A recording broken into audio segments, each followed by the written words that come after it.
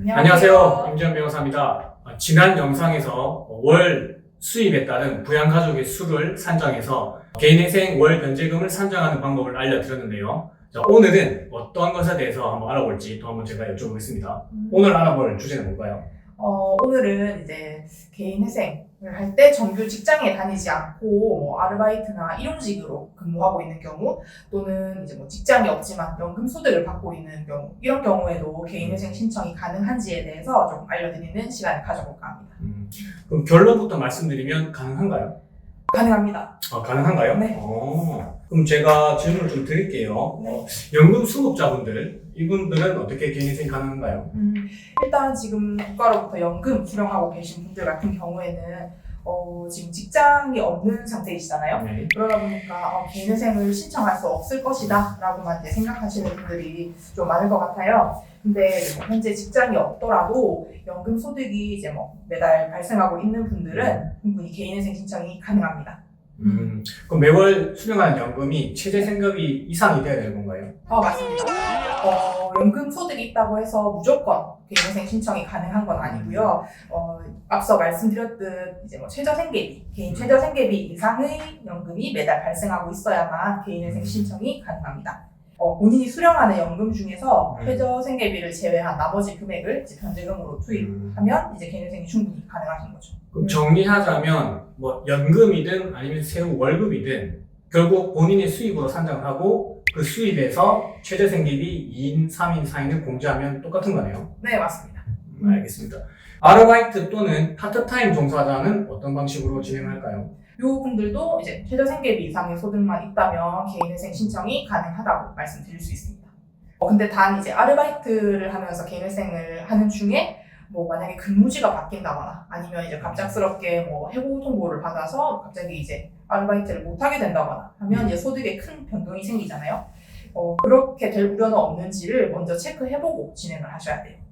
결국 아르바이트나 파트타임 종사자라고 하시더라도 뭐 정기적으로 월 수입이 있는지 그리고 근무지가 변경되지 않고 꾸준히 이어질 수 있는지 이 부분이 중요한 거네요. 네, 맞습니다.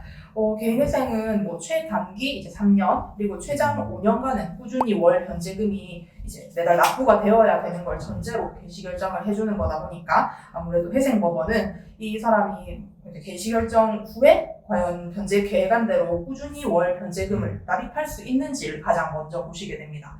그러다 보니까 뭐 현재까지 내가 아르바이트를 해오면서도 내가 근무지가 혹시 과거에 자주 바뀌지는 않았는지 이 부분에 대해서도 조금 고려를 하실 필요가 있어요. 투잡이나 쓰리잡을 해도 되는지가 조금 궁금합니다. 요 질문 되게 괜찮은데요.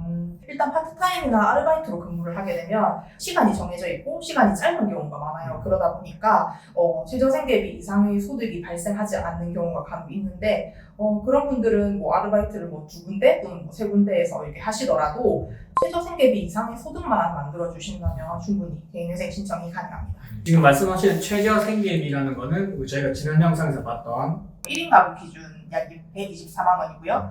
2인 가구 기준 약 207만 원, 그리고 3인 가구 기준 약 266만 원입니다. 이렇게 부양가족이 있다는 그 최저생계비를 말씀하시는 거죠? 네, 맞습니다. 알겠습니다. 일용직 종사자분들은 어떻게 진행이 가능할까요? 일용직에 종사하고 계신 분들도 아르바이트나 파트타임 종사자분들과 마찬가지로 이제 소득의 변동이 조금 크다고 말씀을 드릴 수가 있어요. 근데 이제 일용직이지만 매달 꾸준히 최저생계비 이상의 소득이 발생하고 있다는 것만 소명을 제대로 법원에 해주신다면 개인회생 신청이 충분히 가능합니다. 현금으로 일당을 수령하는 경우가 어떻게 자료를 좀 준비하면 될까요?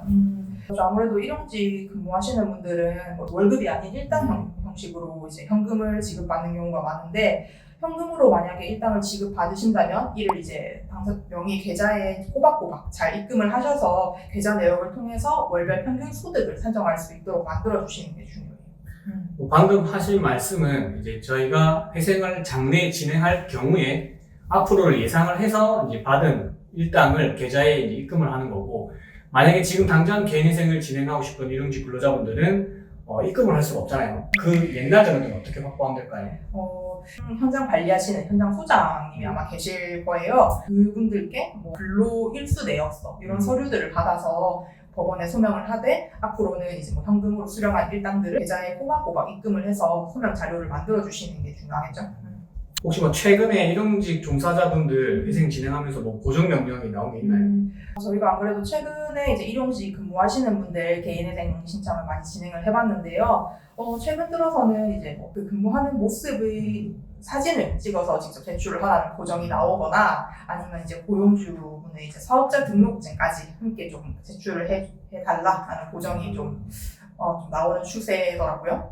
결국 회생 법원의 입장에서는 파트타임 종사자분들이라든지 아니면 연금소득자 아니면 일용직 근로자분들이라 하더라도 일정한 수입이 유지되거나 실제로 그렇게 일하고 있는 모습들이 소명만 된다면 회생을 얼마든지 진행해 줄 수 있다는 입장이네요. 네, 맞습니다. 일단 뭐 회생법원의 입장은 근로소득, 사업소득, 연금소득 등 이제 뭐 소득이 종료와는 상관없이 일단 최저생계비 이상의 소득이 꾸준히 있어야 하고 앞으로 장래에도 이 소득이 계속 발생을 해서 월 변제금을 계속 납입할 수 있는지가 가장 이제 중요한 거죠. 네.